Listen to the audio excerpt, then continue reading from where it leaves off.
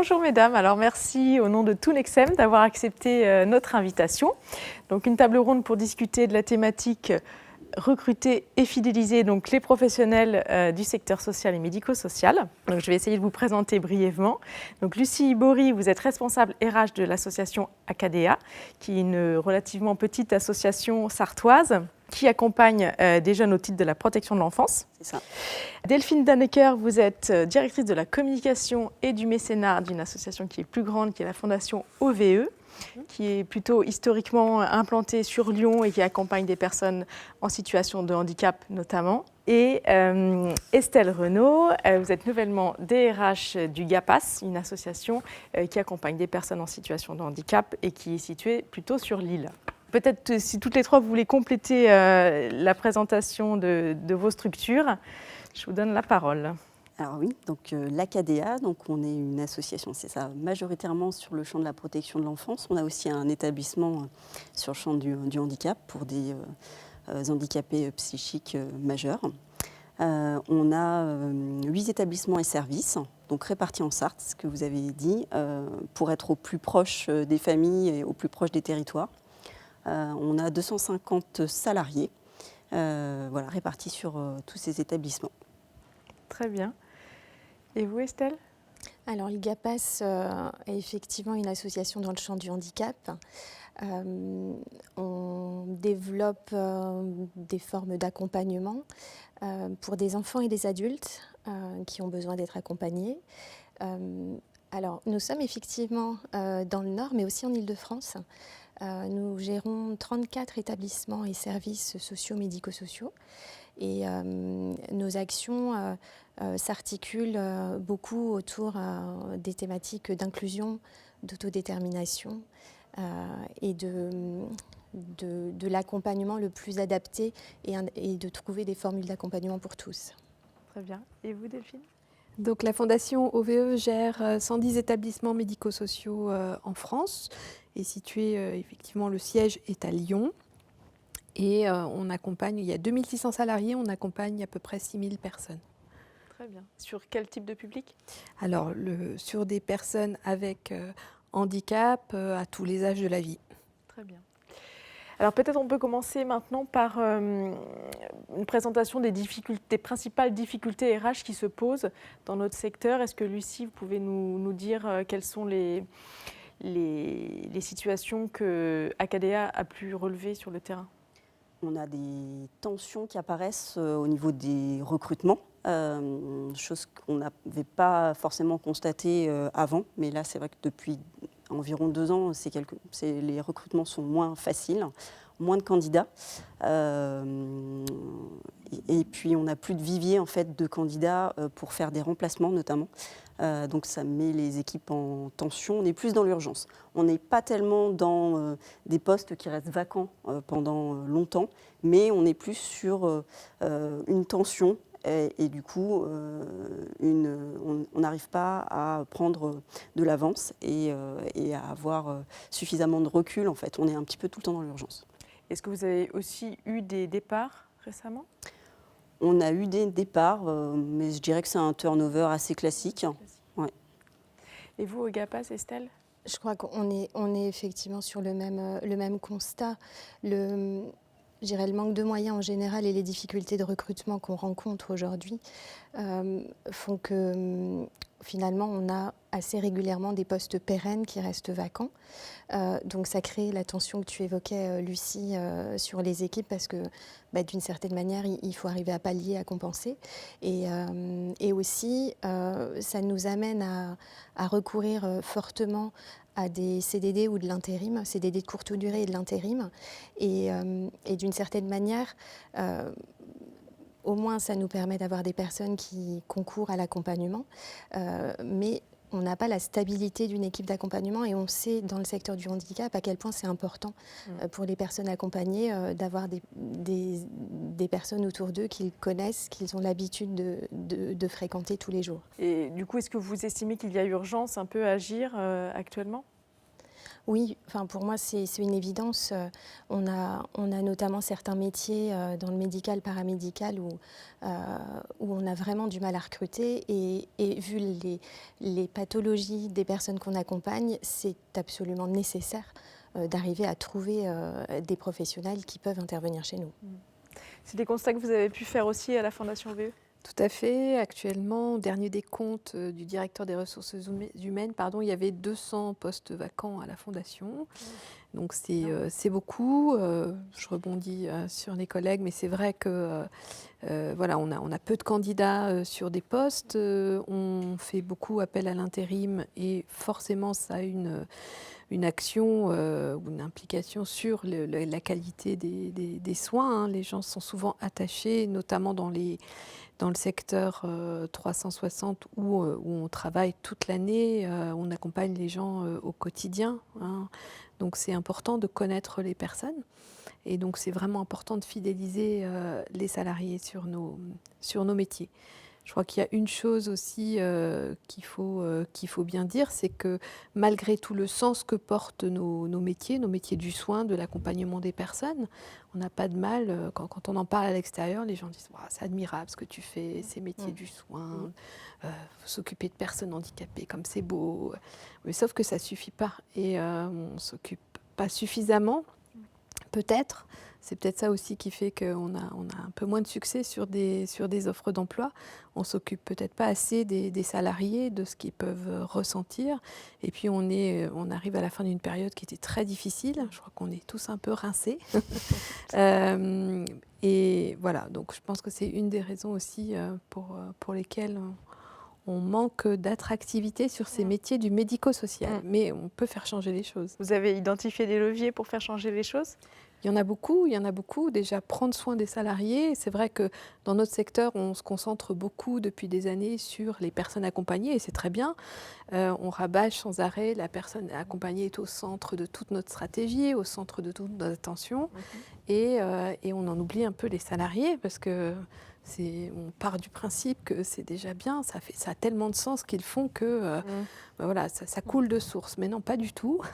Et donc l'idée, c'est de rétablir un peu l'équilibre entre toute l'attention qu'on peut porter aux personnes qu'on accompagne, et c'est bien normal, mais également à nos salariés, s'intéresser à leurs nouvelles contraintes aussi, une flexibilité des horaires, un accompagnement tout au long de leur carrière et principalement au début, quand ils arrivent, pour tout de suite les fidéliser, pour tout de suite leur dire qu'ils comptent beaucoup pour nous et qu'on est prêt à s'adapter pour qu'ils se réalisent dans leur carrière, par exemple. Ouais. Donc la dimension ressources humaines, elle est fondamentale. Dans chacun de vos services, quels sont les leviers d'action que vous avez mis en place ? Donc, par exemple, au sein d'Acadea ? Mais on a travaillé justement sur l'attractivité, sur la marque employeur en fait. C'est un terme un peu générique, mais pour dire qu'on travaille sur l'intégration, sur la façon dont on communique nos valeurs, la façon dont on fait les choses, donc comment on s'occupe de nos usagers en fait, comment travaillent nos équipes justement en les mettant en valeur. On a des particularités au sein de notre association, ça ne se fait pas forcément comme dans d'autres associations, c'est des forces qui sont mises en valeur par nos salariés. Et donc du coup, ça, il faut qu'on arrive à communiquer et à communiquer là-dessus. On travaille vraiment là-dessus, on travaille aussi avec des partenaires externes, Pôle emploi, d'autres partenaires en fait, Cap Emploi. Et puis on travaille aussi sur ce que vous avez dit, sur ce que tu as dit, sur les parcours en fait, de carrière, notamment à l'intégration. On a créé pour certaines professions en fait, des parcours de professionnalisation. Alors au début, on avait voulu faire des contrats de professionnalisation avec reconnaissance convention collective, chose qui n'est pas possible dans notre convention collective. Donc on a fait des parcours internes de formation. Et donc pour vraiment avec un référentiel vraiment métier, vraiment un référentiel propre à nos associations, spécifique, pour pouvoir favoriser l'intégration et accompagner la personne de son entrée dans notre association et sur une période qui va durer de 6 à 1 an en fait, pour vraiment lui permettre d'abord d'être accompagnée et ensuite de pouvoir faire joncheler cette période de points réguliers, de s'obliger à faire des points réguliers, des bilans pour faire le point sur cette intégration. Donc ça, c'est notamment ce qu'on a mis en place. Et puis bien sûr aussi, on fait attention à nos promotions internes et verticales en fait, hein, c'est-à-dire qu'on peut changer de métier, donc soit en allant dans une autre structure, dans un autre établissement, soit en ayant une promotion pour avoir progresser dans la hiérarchie. Ouais. Et le GAPAS, comment il a structuré les choses? Il y a eu une démarche assez volontariste, je crois. Alors, oui, enfin, on est en train de mettre en place aujourd'hui un plan d'action, je dirais, global pour s'attaquer à l'ensemble des sujets. Ça, c'est la partie nouvelle. Par contre, il y a déjà des choses assez ancrées dans les fonctionnements du GAPAS ces dernières années et qui répondent en partie à ce que vous avez pu évoquer toutes les deux. Déjà, le GAPAS a beaucoup travaillé sur le sens et a travaillé sur sa vision. Donc, on a défini la vision 2030, ce qui a été travaillé avec les équipes, avec les pros, les familles. Et du coup, ça contribue énormément et ça éclaire fortement là où on veut aller, l'association veut aller, et donc comment on embarque les équipes dans cette voie-là. Et donc, au regard de ça, ce qui est déjà en place, on a fait évoluer les pratiques managériales. On parle de travail coopératif. Les professionnels ont été formés, les cadres ont été formés sur le sujet et du coup ça devient une pratique à entretenir évidemment au quotidien. Il y a un fort investissement formation aussi pour contribuer au développement des compétences des uns et des autres. Les enjeux mobilité que tu évoquais, Lucie, on cherche aussi à valoriser la possibilité, à permettre à chacun quelque part de pouvoir prendre un projet, une mission de quelques mois parfois pour goûter à autre chose, que ça soit un autre établissement, que ça soit une mission sur un sujet particulier et du coup pour à la fois développer ses compétences et puis peut-être avoir l'aspiration de faire autre chose demain. Donc tous ces sujets-là sont en place et en même temps on s'est dit il faut encore approfondir les choses. Et la démarche volontariste que vous évoquiez, l'idée c'est qu'on s'est dit on va aller chercher auprès de nos professionnels des idées sur les sujets qui touchent au recrutement, aux relations écoles, à ces questions d'attractivité. De là ont émergé des pistes, des bonnes pratiques. C'est là aussi que le terrain, il y a des bonnes pratiques de fait qui ne viennent pas forcément de la fonction RH. Et ces bonnes pratiques, on a commencé à les identifier et on va chercher à les essaimer dans les autres établissements. Et puis après, ce qui va se mettre en place, c'est qu'on a défini, on a ressorti un certain nombre d'actions. L'idée aujourd'hui, c'est de les valider, de les prioriser et puis après d'entrer en action sur ces sujets-là en passant systématiquement par des groupes de travail où on associe les pros et on avance sur les sujets. Et un exemple récent, accueil et intégration, tu as parlé d'un cycle d'1 an. On est en train de redéfinir un parcours d'intégration qui effectivement s'étalera sur une année. Quelque chose qu'on prévoit comme rythmé avec l'enjeu de, avant la prise de poste, le jour J, les quelques premiers jours, les quelques premiers mois, et avec un accompagnement qui est plus ou moins fort, plus ou moins long, de la formation associée, pour pouvoir permettre aux uns et aux autres de s'emparer, je dirais, au plus vite et au mieux de nos spécificités et de la technique et des enjeux de leur métier. C'est très intéressant. Il y a toute la dimension donc fidélisation, mais avant de pouvoir fidéliser, il faut pouvoir avoir de jeunes recrues. Qu'est-ce qu'a pu faire la Fondation OVE sous l'angle peut-être valorisation de la marque employeur? Quelles sont les actions qui ont été mises en place à ce niveau-là? Alors, on réfléchit beaucoup à comment aller séduire des gens qui n'ont peut-être même pas idée qu'ils sont faits pour ces métiers-là. Pourquoi? On y est forcé, parce que comme on disait tout à l'heure, il n'y a plus de vivier. Avant, on se disait, on va aller dans les écoles, à la sortie des écoles, dire venez chez nous. Voilà, ça ne fonctionne plus trop parce qu'il y a des promotions qui sont presque vides. De jeunes qui veulent tout de suite s'orienter vers ces métiers. Or, on pense que ce sont des métiers du cœur, sont des métiers qui sont assez accessibles aux personnes sans diplôme. Donc, ça devrait être facile, en fait.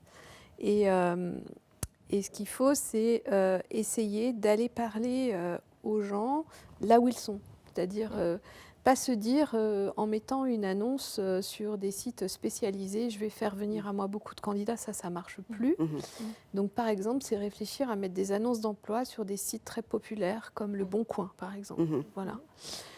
C'est aussi aller vers des entreprises qui sont amenées peut-être à être en plan social, à se séparer d'un certain nombre de salariés dans des secteurs différents, hein, et dans lesquels les métiers n'étaient pas forcément non plus, enfin pas forcément très attractifs, pardon, parce que les nôtres le sont beaucoup, et qui auraient envie, pourquoi pas, d'essayer. Voilà. Et donc là, on va se rapprocher de cabinets qui accompagnent les salariés au moment de leur sortie. Et nous, on va dire, nous, on a la possibilité de prendre ces salariés, de les former pour peu qu'ils soient sensibles à nos métiers, aux soins. Voilà. Parce que qu'est-ce qu'il faut comme qualité finalement pour nos métiers? C'est être à la recherche de sens. Voilà, il y a plein de gens qui sont à la recherche de sens, et la génération Y qui arrive au travail recherche exclusivement ce sens de leur journée, hein, ils ne veulent pas perdre leur temps. Donc on doit appuyer sur ces leviers-là. Hein, c'est pas facile, mais ça nous oblige, en fait, cette crise de recrutement, ça nous oblige à sortir de nos murs et à ouvrir aussi nos établissements. On crée une marque employeur, pas sur du papier ou pas sur uniquement afficher nos valeurs. On le crée aussi en ouvrant véritablement nos établissements. Donc c'est tout le travail qui a lieu dans nos associations sur l'inclusion, tous les partenariats qu'on peut mettre en place. Plus on accueille par exemple des stagiaires, plus on accueille des bénévoles, plus on ouvre nos établissements sur des opérations portes ouvertes, des opérations en partenariat avec les villes, les mairies, etc. Plus on va rencontrer des gens qui vont se dire, tiens, ça a l'air très intéressant comme secteur. C'est le mettre en lumière finalement, le secteur, parce qu'il a été longtemps un peu dans l'ombre, on va dire. C'est pas dans la culture, ça, du médico-social. Il faut qu'on arrive à le faire évoluer. Et pour autant, il y a la question des expertises. Vous dites, on peut aller chercher des gens un peu n'importe où, entre guillemets.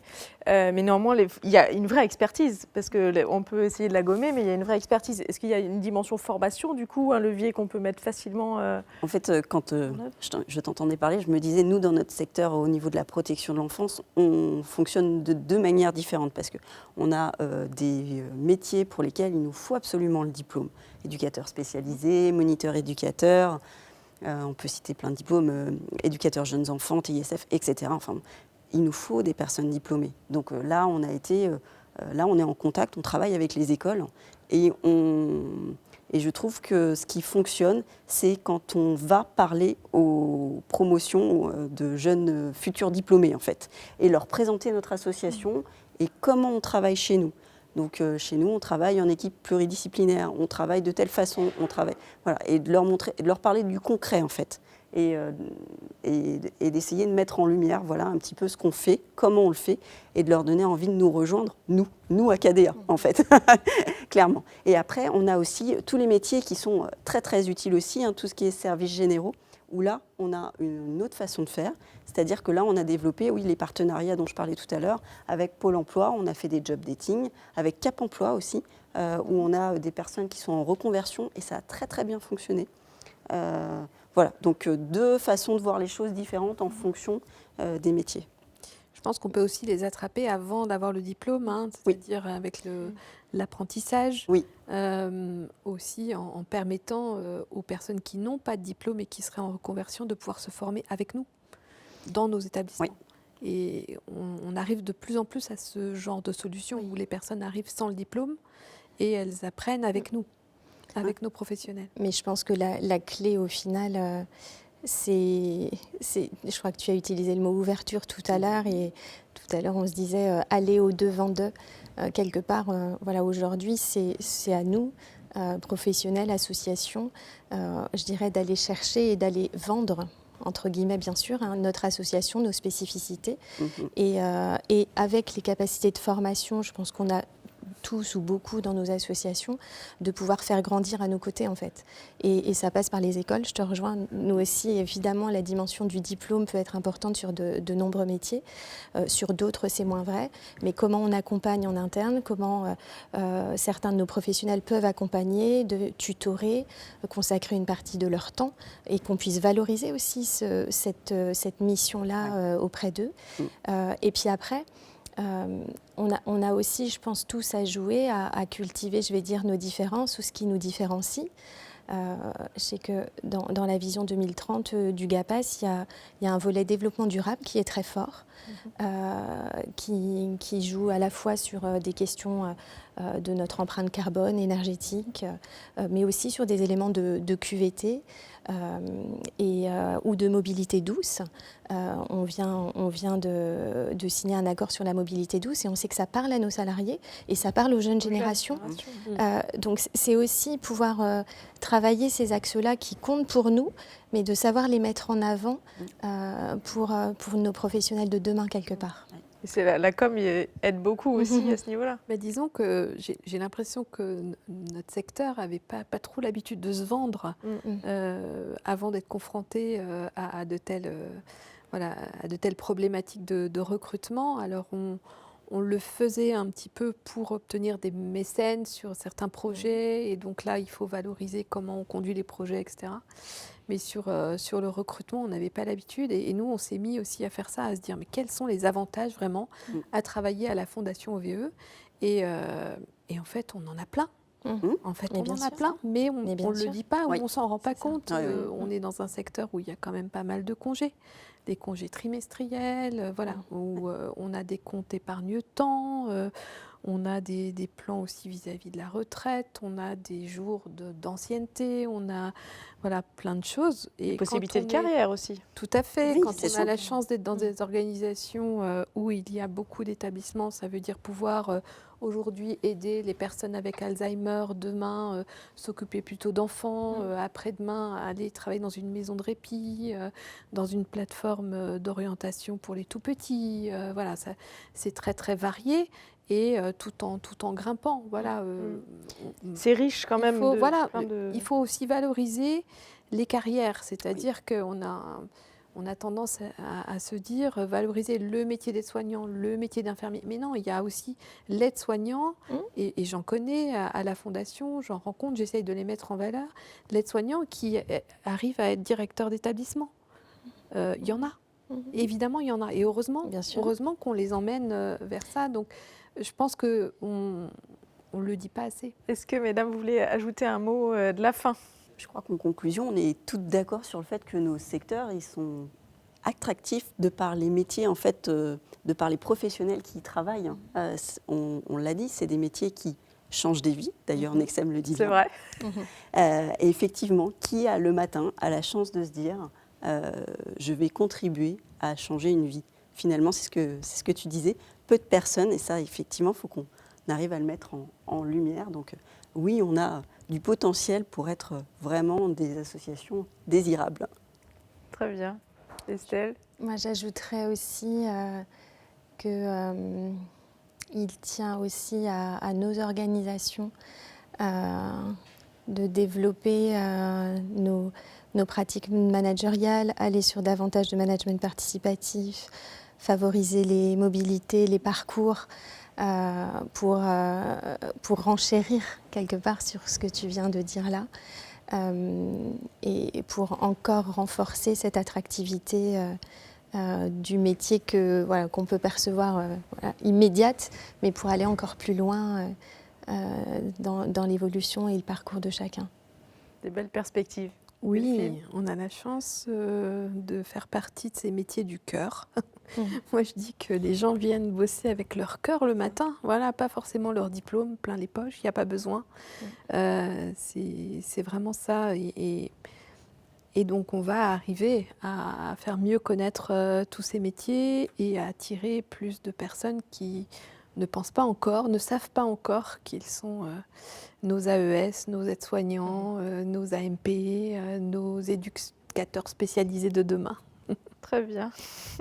En tout cas, un grand merci d'être venu des Merci. 4 coins de la Merci. France pour cette émission qui touche à sa fin. Je vous remercie de l'avoir suivie. J'espère qu'elle aura été une source de réflexion et d'inspiration pour vous.